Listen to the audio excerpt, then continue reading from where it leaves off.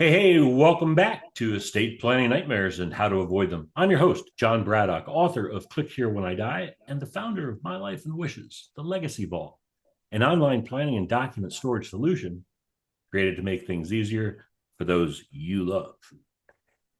This show is about talking with people about estate planning gone awry or estate planning that didn't happen. And the best part about the show for me is I get to talk to some really awesome people and cool people. And because it's my show, I get to pick who I talk to. So today we're joined by a very special guest, Ryan Anderson. Now, Ryan is a senior financial advisor, fiduciary, and managing partner at Retirement Fundamentals. He has over 30 years of experience in financial consulting, specializing in protecting and preserving assets, helping his clients navigate the complexities of Medicare, long-term care, life insurance, and so much more. But today, Ryan isn't just here as a financial expert. He's here to share a deeply personal story about his father's passing and the challenges his family faced during that time. So, Ryan, my friend, welcome. Hey, thank you so much. I didn't make one small correction. 30 years business management experience, only about 14 years in financial services. I want to make sure I get it out over there so the compliance people don't come back and get me. So just so No, you're aware. But I've been doing it a long time and helping a lot of people. there we go. You So, don't look old enough to have been doing it for 30 years. I, on the other hand, had a 32-year career in insurance, and I look. I look at pictures of myself now compared to like 8 years ago, and my hair was dark. And I'm like, what happened? I'm 50 pounds heavier, hair's dark and it's turning gray. And my wife says, no, you're just getting more distinguished as you get older. It's like, let's just keep going with that. Yeah, But we'll stay on that trend. Yeah, exactly. I look at my LinkedIn profile and it's like, oh, darker hair, short haircut. Now, it's all gray. And, I said I would actually, shave the beard and get a real short haircut as soon as it all went gray. I got to tell you, there's still two or three red ones down in there. And until that happens, we're sticking with it. well, thank you. I appreciate you for having me on your show. When I met you, and I think it was Springfield, Missouri earlier this year, we were out there for an event and I came Austin, across your Austin, stuff. Texas, Oh, actually. Austin. You're right. Yeah. Austin. Okay. Thank you. Different. Man, I travel too much, but it really, some of the things you had really struck a chord with me as far as from my own personal stuff here. So with your permission, I'll just kind of get into it, what we had happening. Yeah, Um, absolutely. my mom passed away. She had breast cancer and passed away about 15 years ago, 16 years ago. And she was fairly young, late 50s, early 60s, right in there. And it's a shame I don't know the exact number, but I think it was like 61. And the thing about it is, and she'd been dealing with that for 4 or 5 years. And as a result of that, we weren't thinking life insurance. We weren't thinking the estate planning, all of that stuff. And when she did die, it was rather suddenly. We thought she was kind of rebounding and she passed away. And we had to deal with a lot of the legal stuff that came with it. Fast forward it, I got into financial services a few years after that happened. And I sat down with my dad and said, hey, I don't want to have to go through what we did with mom with you.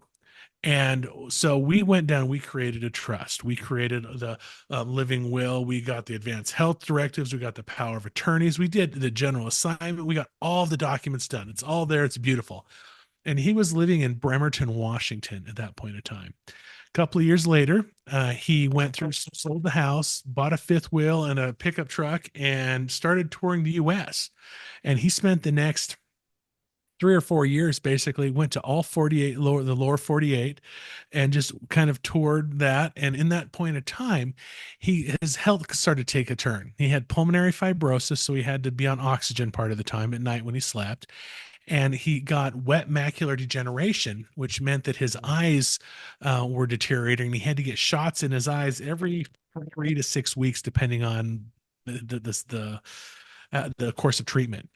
And so he decided, all right, I'm not going to drive anymore. Sold the camper, sold the truck, bought a condo in someplace south of Salt Lake, Utah. And he lived there for 2 or 3 years. And if you're familiar with that area, the pollution's fairly heavy. There's a lot of, it's hard to breathe in the winter. And he, because of his lung problems, says, okay, Salt Lake's not working for me now. So he moved to North Texas. Um, went off, got a place down there in Amarillo, enjoying the warm, the clean air. Everything was going well. And then this actually was February of this year. He went in the hospital, and while he was there, he got pneumonia and he had a couple of other things that came up that were all pulmonary related. And up until that point of time, he had capacity. He was competent. He made his own decisions. Then he became incapacitated. They had to put a ventilator on him. And at that point of time, he could no longer make his own medical decisions.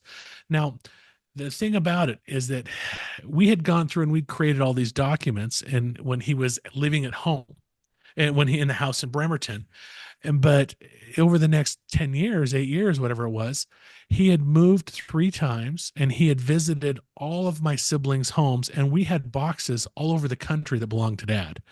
And we could not find these documents when he went into capacity. Now, as it was explained to me, and I'm not an attorney, so I'm not giving legal advice here, but this is how it was explained to me. The way that Texas law worked was that next of kin can make medical decisions. And next of kin was defined as a spouse or children. And so my mom had passed away, which is why I mentioned that at the beginning. And so she's out of the picture. So now it's children get to make the decision. Now, the thing about it, it's not children nominate a child, a sibling to take care of it. All of the children have to make these decisions together. I failed to mention that I've got 7 brothers and sisters, and we are in every single time zone between Anchorage, Alaska, and Washington, D.C. So 5 time zones, 7 people, and we had to give all of our instructions in writing. So, yeah. And and so what happened was, so my sisters were there and with down there in the hospital, and they would go through and they'd talk to the doctor, make the decision. They'd say, okay, this is what we need to do. We would then get a DocuSign document emailed to all of us that we had to go through and sign in order to get that thing done. And this went on, went on, went on, went on. And over about, we were there about a week.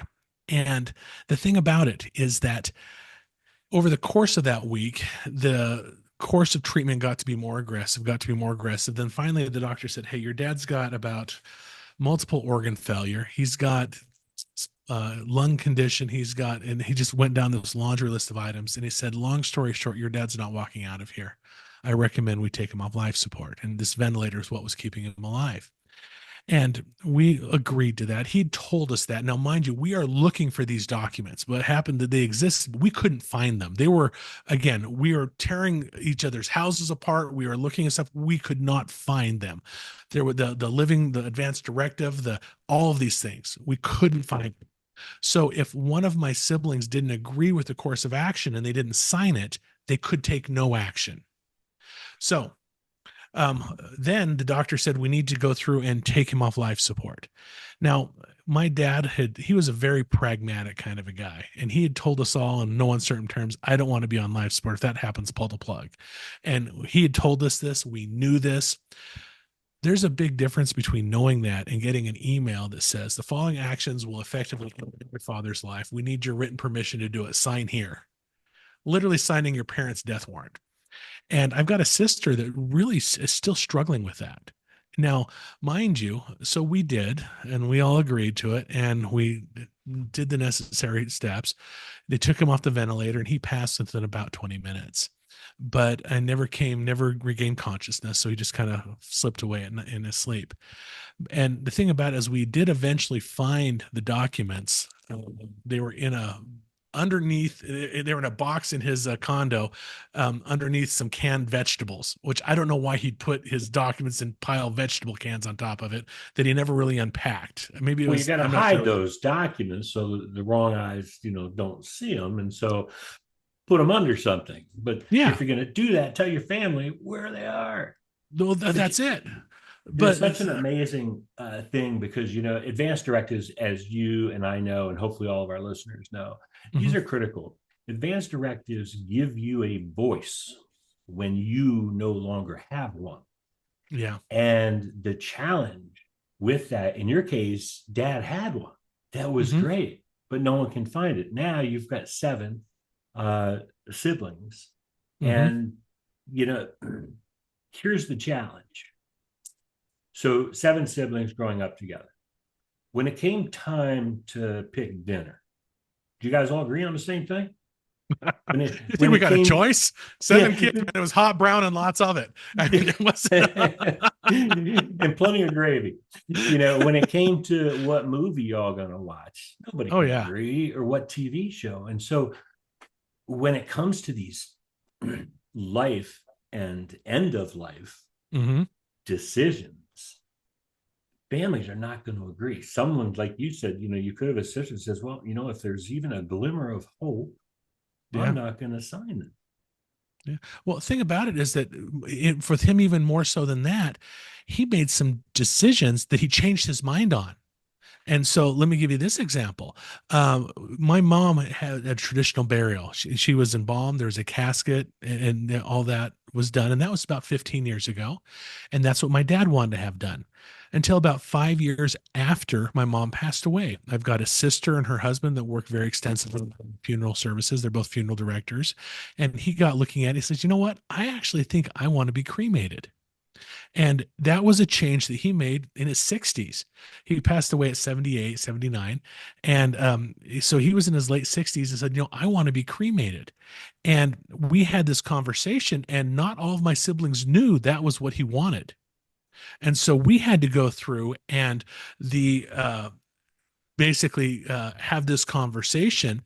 And because we had the documents that said, hey, he wants to be cremated, but if we don't have those final disposition documents in place and nowhere to get them, as it turned out, my sister did have a copy of that one, so we didn't need to worry about it. She's the one that was in funeral services and said, I'm going to be the one that has to sort this out, sign this, and she stuck it in a file in her office. But that kind of a thing where your services, where it's an online vault, where there's digital, no matter where you're at, it's fireproof, it's loss proof. If you got access to it, it's amazing. And doing what I do now with retirement fundamentals, and our website's retirementfundamentals.org, we actually do estate planning workshops with folks. We sit down and go through this. And a catalyst for it was my personal experience that I had. And it's like, we've got to do more of this, and making sure that having the online vault, that we added that to the services because of my experience. And so it's like, man, this is something that people just don't think about. Oh, exactly. And I appreciate that, because that's the thing, that it's like, until people go through the Hmm. situation, or see it happen to someone else close in the family, they Hmm. just don't really think about all the things that are critically important. It's like, you talk about your dad and changing his mind. Well, in my book, Click Here When I Die, I reference my friend Nick, Hmm. who was in his early 20s. He had one sister who was kind of estranged from the mother, and father was out of the picture. Mom dies tragically in a car accident. Hmm. Nick has to step up and do everything. He didn't know what to do. So went to funeral home, made arrangements, had mom buried, all this kind of stuff. And it wasn't until quite some time later, when he was digging through his mom's house, finds a notebook and jot down in there, yeah, I think I'm gonna be cremated. He's like, seriously, mom? So, as Nick said to me when I first told him about the project we were embarking on with the Legacy Vault, Hmm. he said, I wish I'd known mom wanted to be cremated before I buried her. Yeah. It's funny that doing what I do, I had I've worked with a lot of hundreds and hundreds of families over the last 15 years. And one of the things about it is I went and I sat down with a lady one time, a wonderful lady, and I showed up there to help her with her Medicare. This was, easy 10 years ago. And I went in there and she said, okay, I'm here to help with Medicare. It was the annual enrollment period. And she says, my husband just died. And she literally had a stack of documents this tall that were from insurance companies, that were advertisements, that were different financial advisors and everything else. And she said, I have no idea what I've got. And she thought that she was going to have to sell the house. She thought she had a social security was her only income. And that was it, because he took care of all of that and she let him. And so I sat down with her for 2 hours. We went over all this stuff. And by the time I walked out of there, she found out that he had a pension she had no idea about. His Social Security was significantly more than hers, which she didn't know about. And we found almost $250,000 in an IRA that she didn't even know she had. And so this is one of those things that, as we're talking about this, having the documents laid out, having a proper estate plan that includes your powers of attorney, that includes a list of assets, that has that general assignment, that has all of those different things in there, so that when the whole click here when I die thing, it's no, let's take a step back. Click here if I go in the hospital, that click here if I'm in a car accident. I mean, whatever it might be, where those things are done in advance. And I mean, think about this. How many people know? So if I was to die today, what, I mean, does your family know what the first steps are? Who do I call? How do I know what insurances have I got? What are my, how do I get the body removed? I mean, on and on and on and on. What are the steps to that? And people don't know this. No, and and that's the thing. It's like when that happens and they don't know where to turn or go, Mm-hmm. because I didn't properly plan and make sure everything was organized and say, here's my death book or here's my death vault. Everything you're going to need, all you have to do is something bad happens to me, go here. It'll give everything you know. Without that, families are left with what I refer to as the morbid scavenger hunt. That's Oh yeah. where my kids have to come to my house and dig through all dead dad's stuff, trying to Mm-hmm. find out, is there a life insurance policy? Is there a will or a trust? Where did he bank? What credit cards did he have? Who's his financial advisor so we can see if he has life insurance or not? Who's the attorney? Much less take down my 457 digital identities, because they don't want to get a pop-up next month on Facebook that says, hey, wish dad a happy birthday. My mom's she's been dead 16 years, 15 years. I can't remember how long it's been, but her Facebook account's still active. I get notifications from that, and the thing about it, and that oddly enough, my dad, he traveled a lot and he used to walk, and he liked playing Pokemon Go. Mm-hmm. And one of his grandkids said, when you die, I want your Pokemon Go account. That's what he wanted to be bequeathed, was his video game account, because he spent so many hours each night walking, because if he didn't, his lungs would deteriorate. So he'd go on these 3 or 4 mile walks every night. And he had some super high level in this game. I don't know how it works, but my one of his grandsons was like, I want that. And so Yeah, so the grandson needs to obviously download the Pokemon Go onto their own smartphone and then know the login credentials. yeah. And without those login credentials, you know The thing about it is that one of the things when, when I was an active insurance agent and I was going through doing Medicare and stuff, one of the things that I always do is I take my business card with a magnet on it and I would put it on my client's fridge. And they said, and I tell them, I'm putting this here so if something happens to you and your family comes in here, they're going to look at your fridge and they're going to see Ryan Anderson, insurance agent, Ryan Anderson, financial advisor, whatever my role was. They're going to know to call me. And I have gotten more than one phone call said, hey, we've got your card off of our mom or dad's fridge. What was your relationship with them? And it's like, okay, first of all, sorry for your loss. And second of all, yes, these are the policies they had. And let me go through and help with this. And a couple of times, they had a long-term care policy that I connected the home family with, that the person that was protected never bothered to tell their family existed. And so for the last 6, 8 months, they were in a care facility and paying out of pocket for it. And we were able to go back and actually get that rebuild to the insurance policy when we found out after they died. But it's and to sit down and to go through, and this is one of the beautiful things about this, is that I have seen it time and time again. And this is the way I think it works, is that the thought process that I've seen, those things don't happen to me, they happen to other people. Is that, I mean, have you seen that? Oh yeah. Oh yeah. Yeah. Not going to happen to me. I've got time and all that kind of stuff. But you make a great point on that long term care policy, and this Mhm. is why, folks, having the best possible advisors you can have in Mhm. your corner. That's kind of your ultimate plan, right? You've got the best estate planning attorney, you get the best financial advisor, because these folks paid for 6 months to long-term care or whatever the scenario was. Then they Mhm. find an insurance policy or long-term care. um, Most people don't know what to do with that. You've got to work Yeah. with an advisor who says, wait a minute, let's go back and let's make claim on that and get those funds back, because those funds are part of the estate. And, Yeah. and in care or inpatient assisted living or long-term care on a monthly basis, depending on what state you're in, Mhm. that's huge.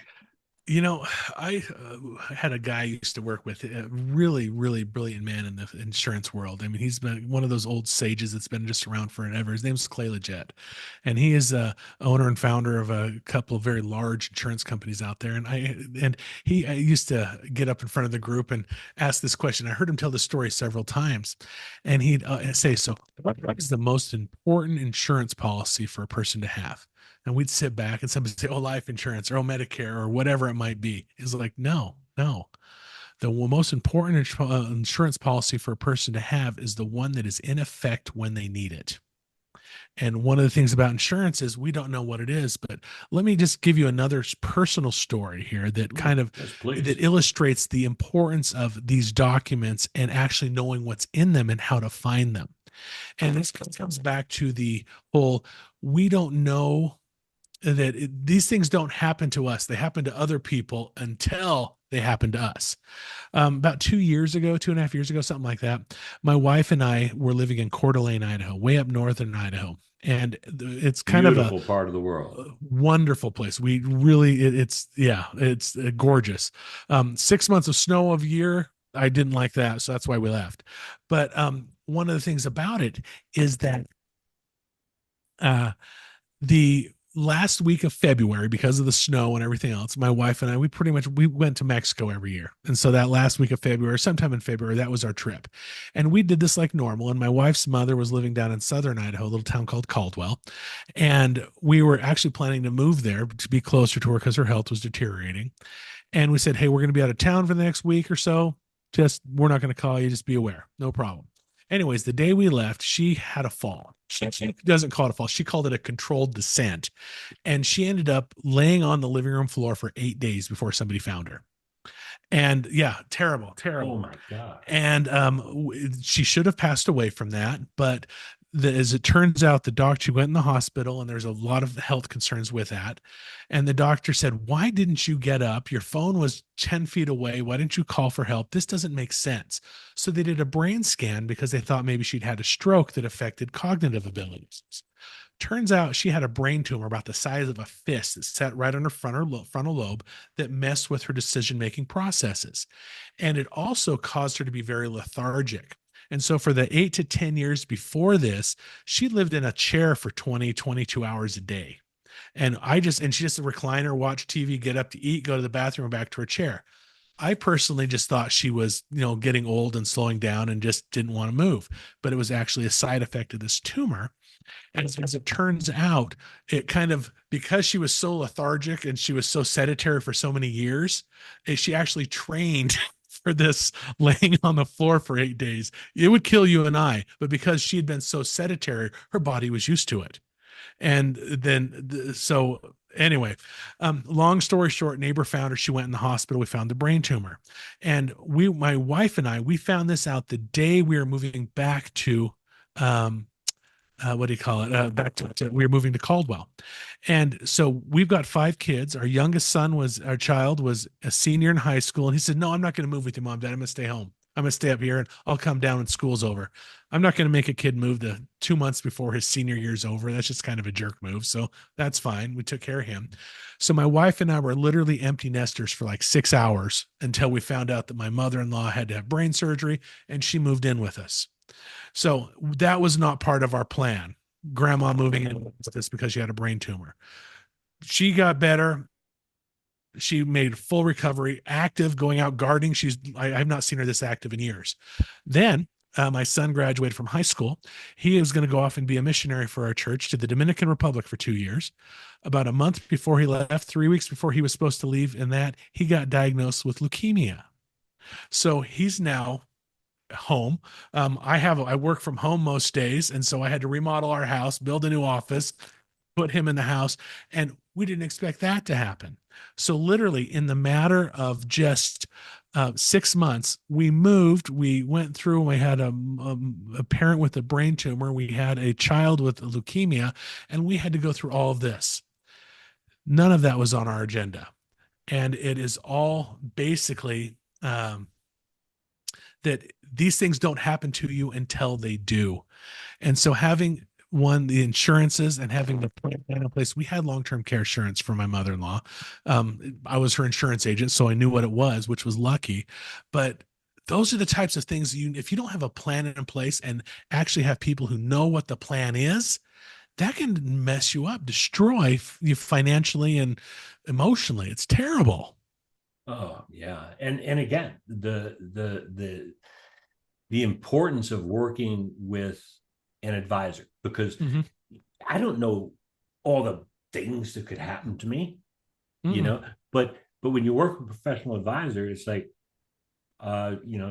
if something were to happen to your mother-in-law or your father-in-law, Yeah. what's the next step? Do they have a plan? Do they have long-term care? Do they have assets? Are they moving in with you? Are you prepared for that?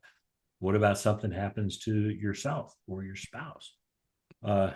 Heart attacks happen, strokes happen, car accidents happen, and God forbid, a diagnosis, like your son Yeah. received. And I got to tell you, it's these types of experiences over the last few years and seeing them is what caused us to form Retirement Fundamentals. It is an educational organization. Website again, retirementfundamentals.org. And the idea is that if you have a question retirement related, we try to put videos out there. We try to put content out there to help people answer questions so that they've got it. And then if you have a need, we can connect you with a local advisor, something like that. But that is the sheer idea is hubris to think we know it all when there's so much out there. Most of us only retire once. We need help with this. So going through and getting some help with it, I think is a good decision to make. And if nothing else, get a second opinion. Oh my word. Yeah. Yeah. Yeah, and again, a shout out to retirementfundamentals.org. You all have a lot of great content out there, things that help educate people. You have advisors all across the country. So Mm-hmm. people can reach out, they can go there, you can put them in touch with the right people, do the right Mm-hmm. planning, be it if they need an estate plan, long-term care, Medicare planning, life insurance, the We list got it all. goes One on. stop shopping. Absolutely. Hey, well, man, it is awesome to see you again. We've known each other probably about 4 or 5 months now. You had me Mm-hmm. on one of your shows. Now Yep. you're on mine. I know we're building an amazing relationship. Is there any like final words or advice that you'd provide to people? I would go through and hope is not a plan. It's nice to have, but hope is not a plan. Put a plan in place and make sure that people know what the plan is. And the other thing is that yes, you can go online and you can download a will and a trust and you can get those free ones out there. And they're probably written pretty well, but one of their problems is they're written pretty well. And so if they say something you don't want it to say, it's enforced and a lot. So get some help with it. Spend a little bit of time, spend a little of your resources to get a plan in place. Make sure it's exactly what you want, and have some professionals help you out there. It's not nearly as costly as people think it is, and the heartache and the pain that it will save you is priceless. So don't just hope for the best, plan for the best. Absolutely. Absolutely. Um, hey, man, again, thank you for sharing your personal stories with us. I know it's No it's it's problem. hard to do sometimes, but I know that you share your personal stories much like I do to help other people avoid what can Yeah. happen. So one last time again, how can people reach you? And I'll put that in the show notes as well. Retirement fundamentals. So retirementfundamentals.org, and go down there, and there's a link as far as, and we've got lots of educational videos there. We've also got our podcast that we're just going to YouTube and type retirement fundamentals, and there you can see the YouTube podcast, and they've got lots of videos, just question and answer type things. But go there and then go ahead and find us and give us a call, and we can, if we're able to help you, we'll connect you with somebody local that can do that for you. Thank you, Ryan. And thank you, our listeners, for tuning in to another episode of Estate Planning Nightmares and How to Avoid Them. If you found this episode helpful, please give us a thumbs up, hit the subscribe button, leave us a review. Feel free to share it with someone who might benefit from. And remember, your life is your legacy. So plan ahead and make it a great day.